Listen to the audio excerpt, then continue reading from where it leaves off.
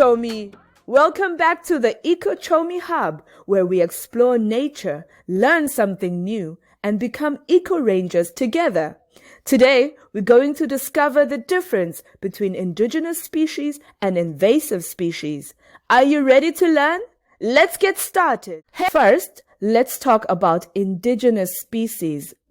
An indigenous species is a plant or animal that naturally belongs in a certain area. It has lived there for a very long time and has adapted to the local climate, soil, and other living things. For example, in South Africa, the king protea is an indigenous plant, and the African rhino is an indigenous animal. Indigenous species are important because they provide food and shelter for other plants and animals and help keep ecosystems healthy. An invasive species is a plant or animal that was introduced from another place and spreads quickly, causing harm to the environment. Invasive species can take up space, use lots of water, block sunlight, and compete with indigenous plants and animals for food and resources.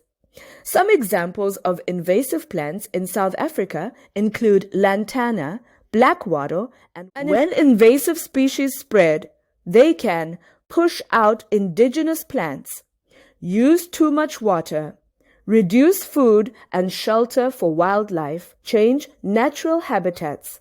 That's why it's important to protect our indigenous species and manage invasive species. Now, Chomi, let's see what we've learned today. Indigenous species naturally belong in an area.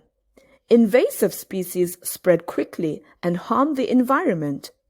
Protecting indigenous species helps keep nature healthy for everyone. It's your turn. Can you name one indigenous species and one invasive species that you know?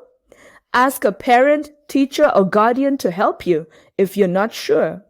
Tell me your answers in the comments. I can't wait to see what you discover. Great job today, Chomi. Thank you for learning with me. Don't forget to like, share, and follow EcoChomi for more fun nature lessons. See you next time. Bye. Let's go green.